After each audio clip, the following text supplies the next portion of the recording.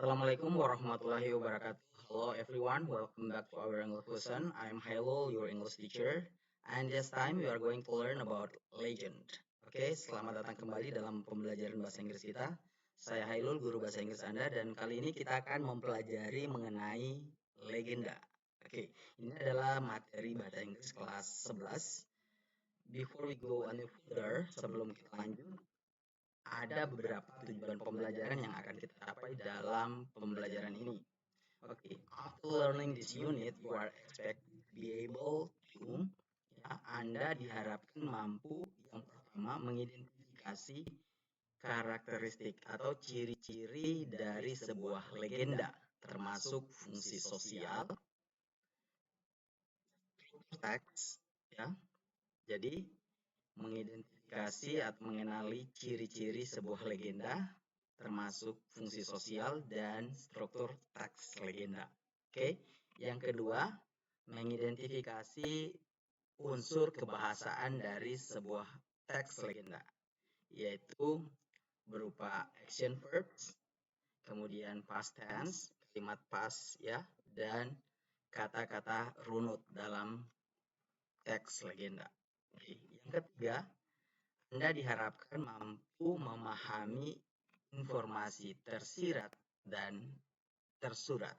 Jadi implicit and explicit, yaitu ide pokok dan informasi detail dari sebuah teks. Oke.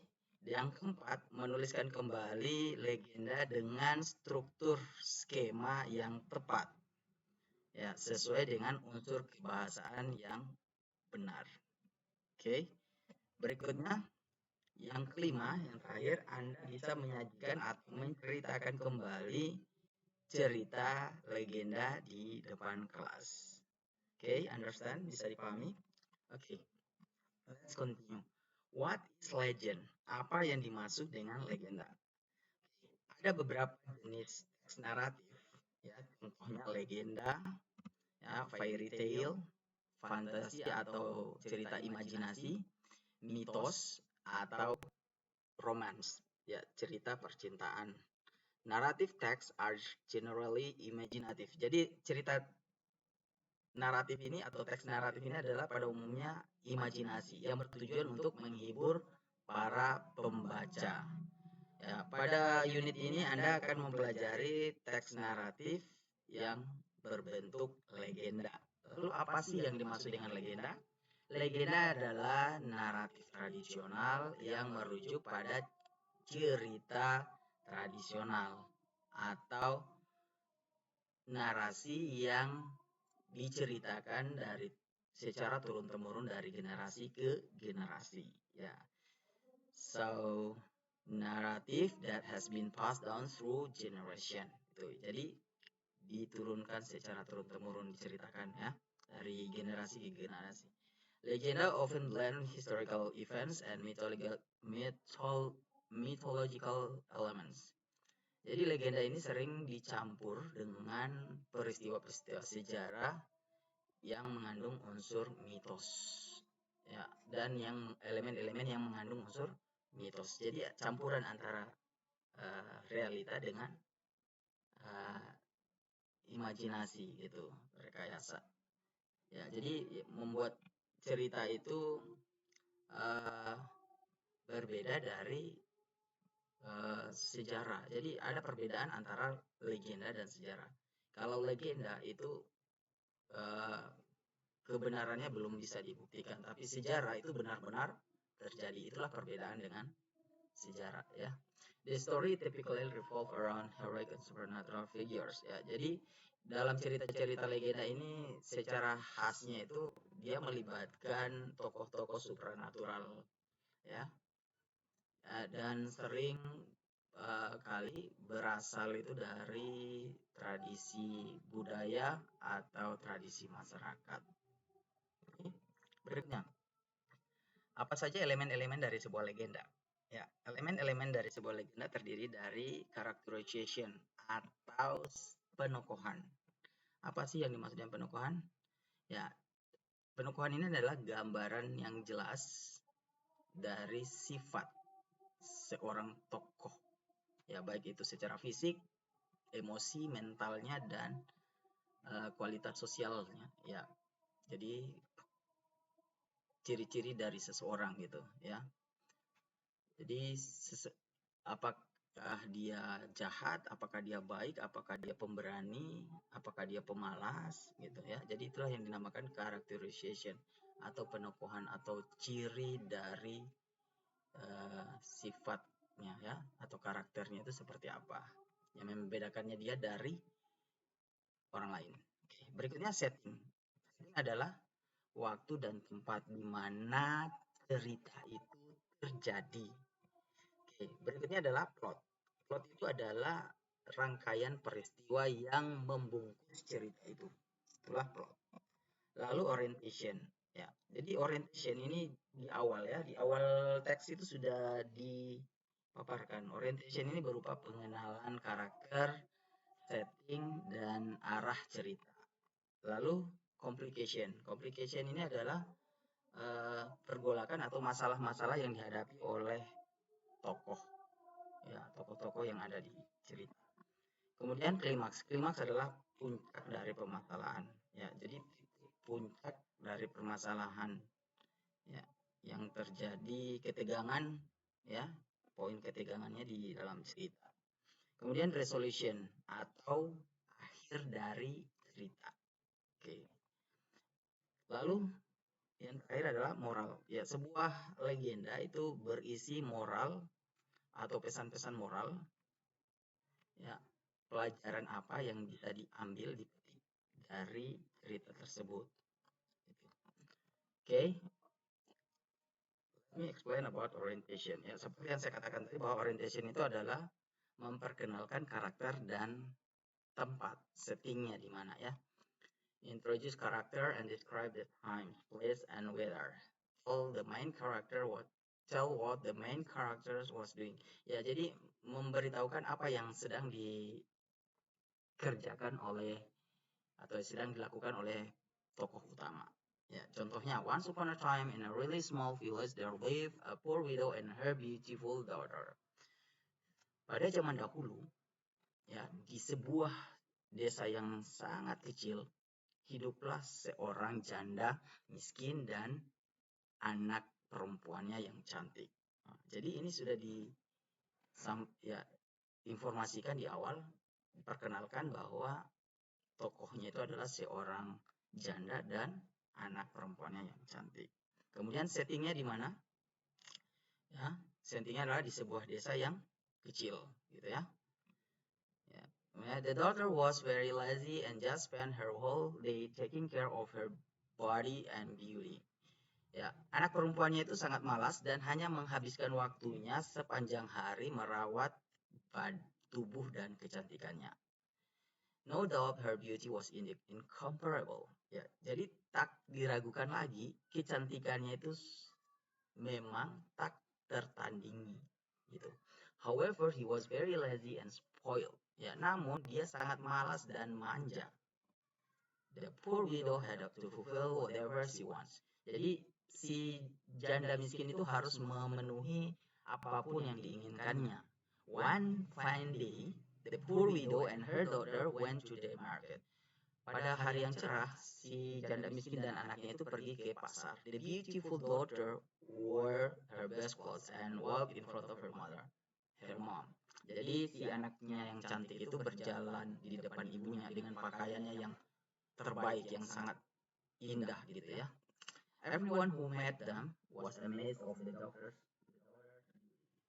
Jadi setiap orang yang bertemu mereka, ya, mereka kagum, terkesima dengan kecantikan si anak perempuan itu. Ya, itulah orientationnya atau pengenalan tokoh dan settingnya ya.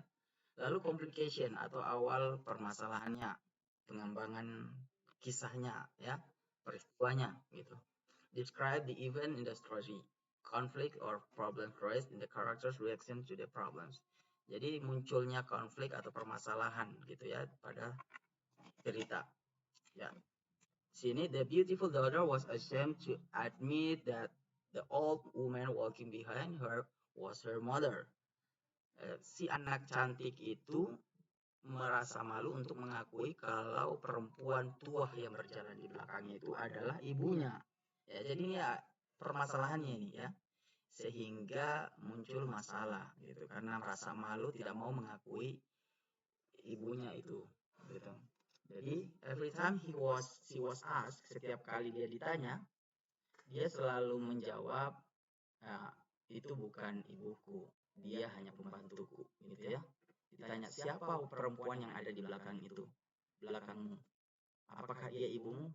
Dia jawab bukan, tentu saja bukan, dia hanya pembantuku. Wah, ini yang membuat masalahnya muncul ya, karena dia tidak mau mengakui kalau itu adalah ibunya. For some time the poor widow tried to hold on. Ya, untuk beberapa kali si janda miskin itu mencoba untuk bersabar sampai dia akhirnya merasa sangat sedih dan tidak bisa lagi menahan kekesalannya itu. Dia berhenti, she stop and side of the road. Jadi dia berhenti dan duduk di pinggir jalan menangis. Ketika anak cantiknya itu mintanya untuk melanjutkan perjalanan, untuk terus berjalan, ya dia hanya tetap diam gitu ya. Jadi masalah sudah timbul dan pada akhirnya ya dia tidak mau lagi melanjutkan perjalanan dan dia sangat sedih. Lalu apa resolusinya atau endingnya, bagaimana akhir ceritanya? Ya, ya, jadi resolusinya, dan the old widow raised her hands and prayed. Lalu si janda tua itu menaikkan tangannya dan berdoa. Oh Tuhan, ya maafkan saya karena tidak bisa atau tidak mampu mendidik anak ini. Saya ingin kamu menghukumnya. Ya, saya ingin kamu menghukum anak durhaka ini. Ya, unexpectedly, tak disangka-sangka, ya tiba-tiba langit pun menjadi gelap, petir besar menyambar, ya. The daughter slowly turned to stone. Anak perempuan itu berubah menjadi batu. Surprisingly, ya, alangkah terkejutnya, from the stone stage's eyes, tears kept flowing. Ya, alangkah terkejutnya di mata batu itu terus mengalir air mata, ya. Dan orang-orang mulai menyebut patung itu adalah batu menangis, ya. Jadi inilah kisah batu menangis, yaitu dari anak yang durhaka kepada ibunya gitu. Jadi sudah ada orientation, ada complication sampai klimaks, dan yang terakhir ada ending atau resolution. Ya, itulah bagian-bagian dari sebuah teks legenda beserta contohnya ya. Mudah-mudahan dapat dipahami. Lalu linguistic feature atau tampilan kebahasannya, unsur kebahasaan dari teks legenda. Yang pertama adalah penggunaan action verbs. Ya, action verbs yaitu verbs yang mengungkapkan tindakan. Ya, apakah itu fisik atau mental. Ya, misalnya ya yang menjelaskan, yaitu menjelaskan apa yang dilakukan oleh subjek ya. Jadi pada dasarnya action verb ini menjelaskan apa yang dilakukan oleh si subjek. Misalnya, mother got such a severe pain. Ya, ibu mendapat rasa sakit yang luar biasa, menderita rasa sakit yang luar biasa. Jadi mendapat penyakit gitu ya. God, mother God. Jadi God ini adalah action verbs. Kemudian took, she took medicine. Dia minum obat. Ya, dia minum obat. Kata took inilah yang dinamakan action verbs. Lalu penggunaan use past tense. Penggunaan past tense, ya, yaitu kata kerja bentuk kedua. Kita bisa lihat action verbs that happen at specific time. Jadi pada waktu tertentu di masa lalu. Contohnya, suatu hari ibu menderita penyakit yang luar biasa yang sehingga dia tidak bisa bergerak dari tempat tidurnya. Tidak bisa bergerak dari tempat tidurnya. One day the mother got, ya God, ini harusnya kan get, tapi karena ini adalah past tense, get berubah menjadi got. Kemudian could not ini dari can't not. Ya, karena ini adalah past simple, kita rubah menjadi could not. Jadi semua kata kerja maupun auxiliary verb itu dirubah ke bentuk kedua, bentuk past tense. Okay, understand? Yang berikutnya, once upon a time on the slopes mountain Jambi province, there lived a poor mother. Ya, live, kata live ini berasal dari kata live ya. Bentuk keduanya adalah live it, ya ditambah id live. Oke.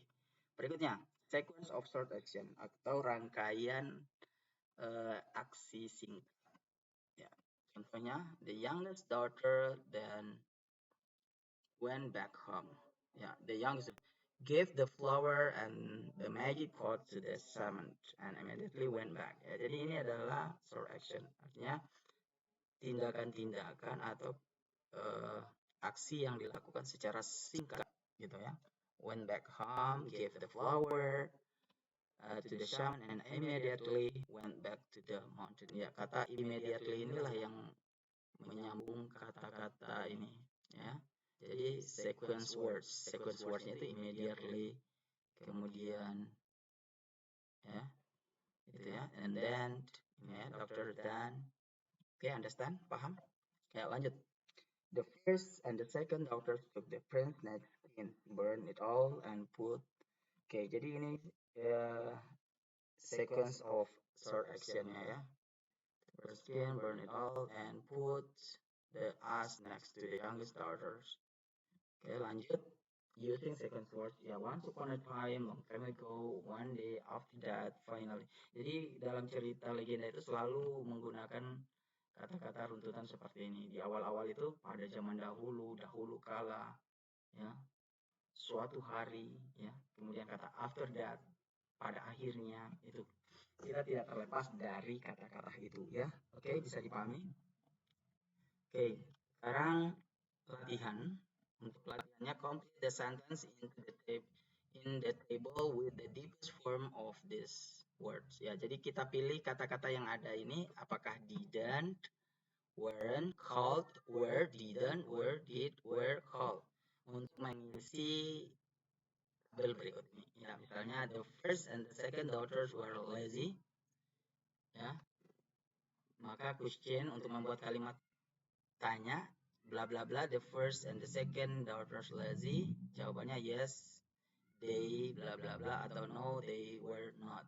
Kemudian who bla bla bla lazy, kira-kira yang mana yang cocok ya, tinggal dipilih apakah didn't, weren't, called, were, didn't, were, did, were. Silakan Anda kerjakan dan nanti dikumpul ya. Ya, jadi bagaimana membuat kalimat pertanyaan dan kalimat negatifnya, sesuaikan dan dipilih yang mana yang cocok di sini ya, dari kata-kata ini. Oke, understand?